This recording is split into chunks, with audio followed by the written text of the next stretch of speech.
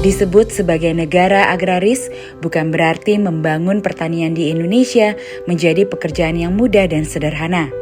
Selalu ada peluang dan tantangan. Belum selesai dengan pandemi COVID-19, dunia lagi-lagi harus berhadapan dengan perubahan iklim yang sangat ekstrim maupun geopolitical tension antara Rusia dan Ukraina yang berkepanjangan hingga membuat banyak sektor perekonomian tersungkur dan banyak negara harus berhadapan dengan krisis ekonomi yang diikuti dengan bayang-bayang krisis pangan. Di balik kondisi dunia yang sedang tidak baik-baik saja, pertanian Indonesia mampu memperkuat kaki-kaki perekonomian negara dan membawa Indonesia untuk tidak terseret dalam jurang resesi. Pertanian Indonesia mampu tumbuh dan konsisten berkinerja saat ekonomi Indonesia harus mengalami kontraksi di pertengahan tahun 2020. Sektor ini mampu untuk tumbuh positif sebesar 16,24%.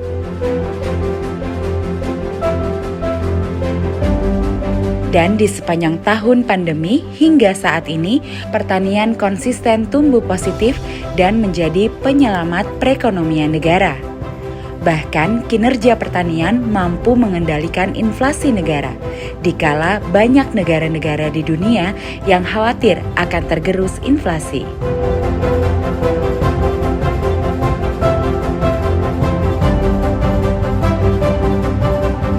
Kinerja pertanian juga terukur melalui nilai ekspor pertanian Indonesia yang terus meningkat.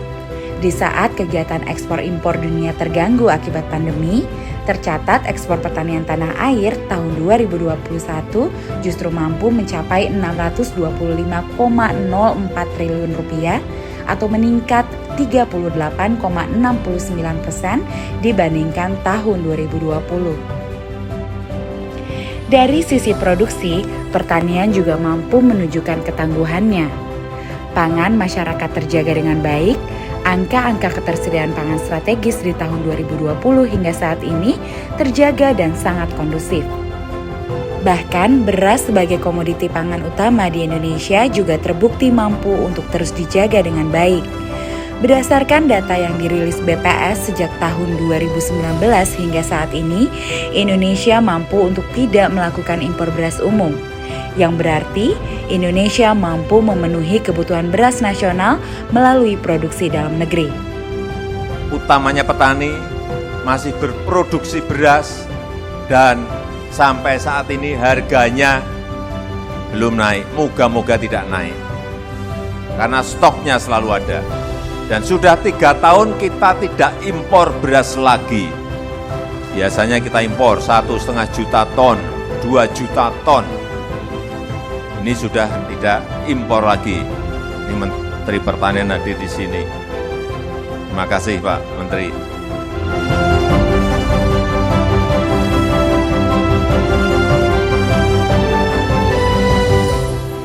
Bahkan baru-baru ini Kementerian Pertanian bersama dengan BPS merilis survei cadangan beras nasional atau SCBN 2022 menggunakan perhitungan cepat melalui metode kerangka sampel area atau KSA. Hasil survei tersebut merilis stok beras nasional periode 31 Maret 2022 mencapai 9,11 juta ton beras. Angka tersebut meningkat pada 30 April 2022 menjadi 10,15 juta ton. Data-data tersebut membuktikan bahwa produksi beras dalam negeri berada pada posisi yang sangat memadai, bahkan surplus, dan lebih tinggi dari kebutuhan konsumsi masyarakat. Dapat dikatakan Indonesia berhasil swasembada beras, mampu meningkatkan produksi dan memenuhi kebutuhan beras nasional di tengah pesatnya pertumbuhan penduduk Indonesia. Ketahanan pangan nasional dapat diwujudkan salah satunya jika terpenuhinya kebutuhan beras bagi kita semua.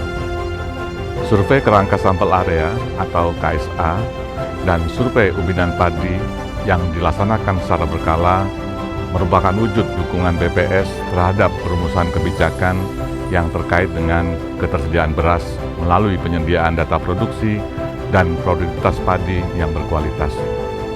Dari hasil survei KSA sejak tahun 2018 sampai tahun 2021 menunjukkan Indonesia selalu mengalami surplus produksi beras dan kabar baiknya di tahun 2022 ini diperkirakan juga akan tetap mengalami surplus. Produksi beras yang berada pada kondisi surplus menandakan bahwa negara kita mampu menjamin pemenuhan kebutuhan beras dari produksi dalam negeri dan mampu mewujudkan ketahanan pangan nasional.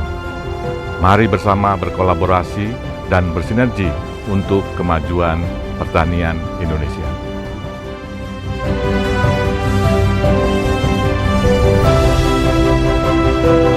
Perumbulok tetap konsisten melaksanakan salah satu tugas mengamankan harga gabah beras di tingkat petani melalui penyerapan beras petani dengan rata-rata serapan sebanyak 1,5 juta ton per tahun pada 5 tahun terakhir, sehingga dapat menjaga stok beras nasional dalam kondisi aman.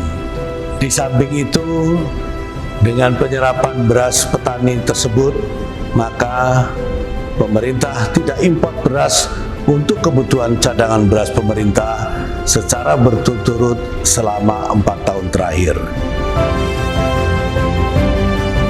Kinerja sektor pertanian yang tangguh menghadapi berbagai tantangan syarat dengan sinergi dan kolaborasi.